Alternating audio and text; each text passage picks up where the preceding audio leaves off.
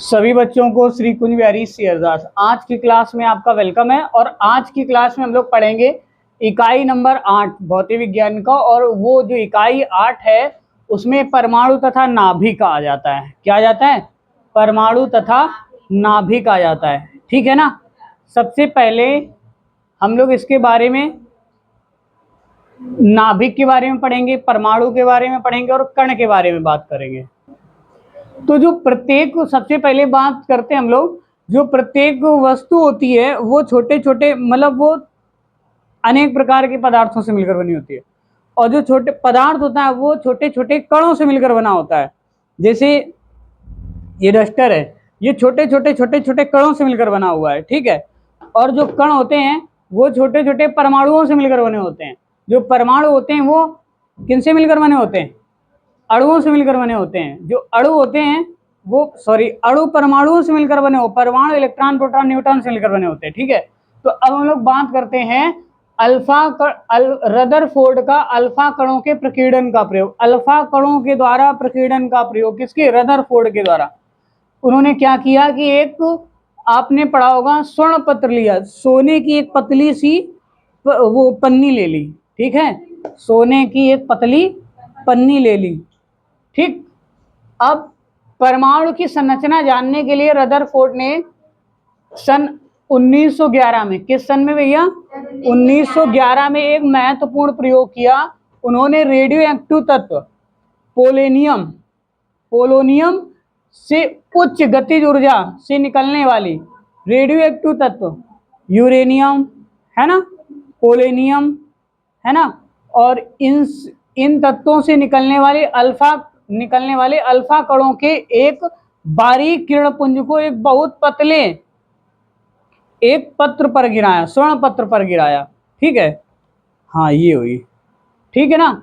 स्वर्ण पत्र पर गिरा दिया। देखो, जैसे पोलोनियम एक पदार्थ रख दिया जाए, ठीक है, तो उससे अल्फा कण विकृत हो गए और रेडियो एक्टिव वेव्स उससे निकलेगी। ठीक है ना। तो उससे जो रेडियो एक्टिव वेव्स निकलेगी तो वो क्या होगी कि उसी से एक प्रकाश किरण पुंज बनाया रदरफोर्ड ने। और उस प्रकार एक किरण पुंज बनाया और किरण पुंज को एक पतले स्वर्ण पत्र के ऊपर डाला। ठीक। तो उससे क्या होता है, उन्होंने वो देखते हैं कि पूरे प्रबंधन को निर्वात में रखा। निर्वात मतलब जहां पर हवा ना हो, उस पूरे जो है मैनेजमेंट को एक निर्वात में रख दिया ताकि हवा के कण कहीं उससे अल्फा कणों से टकरा न जाएं। ठीक। हाँ, ताकि अल्फा कण वायु के कणों से टक्कर ना हो जाए। अब रदरफोर्ड ने यह देखा कि स्वर्ण पत्र से या गुजरते हुए, ठीक है, ये कण अलग अलग दिशाओं में चले जाते हैं। ये जो अल्फा कण जा रहे हैं, ये अल्फा कण इससे टकरा के अलग अलग दिशा में चले जा रहे हैं। ठीक। इस घटना को सुनो, अल्फा कणों के अपने मार्ग से अलग होने की इस घटना को प्रकीर्णन कहते हैं। क्या कहते हैं? प्रकीर्णन कहते हैं। स्वर्ण पत्र से विभिन्न दिशाओं में निकलने वाले कणों को एक स्फुर गणित्र द्वारा गिन लिया जाता है। स्फुरदीप्त, यहाँ से जो निकलने वाली अल्फा कणों की जो वेव्स है उनको इस स्फुरदीप्त द्वारा गिना जा रहा है। ये एक काउंटिंग का काम कर रहा है स्फुर गणित्र द्वारा। ठीक है, ये काउंटिंग का कार्य कर रहा है। तो स्वर्ण पत्र से विभिन्न दिशाओं में निकलने वाले कणों को एक स्फुर गणित्र द्वारा गिन लेते हैं। रदरफोर्ड ने इस प्रयोग से निम्नलिखित तथ्य प्राप्त किया। वो देखो क्या क्या प्राप्त किए तथ्य। नंबर 1, देखो रदरफोर्ड ने उस प्रयोग के द्वारा निम्न तथ्य प्राप्त किए। नंबर 1, परमाणु का जो अधिकांश भाग होता है वो अंदर से खोखला होता है। कैसा होता है? अंदर से खोखला होता है। परमाणु का अधिकांश भाग अंदर से कैसा होता है?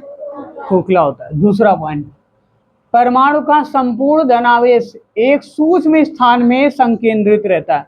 परमाणु जो होता है उसका जो संपूर्ण धन आवेश होता है सूक्ष्म स्थान में, मध्य में संकेंद्रित, मतलब उसी में रहता है। जैसे द्रव्यमान केंद्र होता है बीच में रहता है, ऐसे ये भी इसका संकेंद्रित बीच में होता है। ये संकेंद्रित रहता है बीच में, जिसको क्या बोलते हैं? नाभिक बोलते हैं। जिसको क्या कहते हैं? इसको नाभिक कहते हैं। देखो, धन आवेश परमाणु के भीतर एक अत्यंत सूक्ष्म स्थान में संकेंद्रित रहता है। इस स्थान को नाभिक कहते हैं।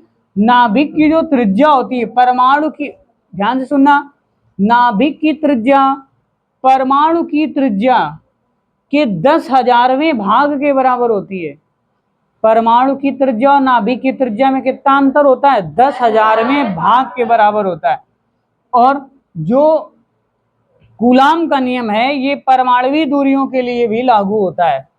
कूलाम का जो नियम था, क्या नियम था? F = 1/4πε0 Q1 Q2/r²। ये परमाणुवीय दूरियों के लिए भी लागू रहता है, ठीक है ना। अब दूसरा पॉइंट, विभिन्न धातुओं के नाभिकों के धन आवेश का परिमाण जो होता है वो कैसा होता है? भिन्न भिन्न होता है। विभिन्न धातुओं के नाभिकों का धन आवेश का परिमाण कैसा होता है? भिन्न भिन्न होता है। तो अब हम लोग कल की क्लास में पढ़ेंगे क्या? बोहर का परमाणु मॉडल, ठीक है। और जो कल टेस्ट हुआ था अब उसके नंबर देखते हैं।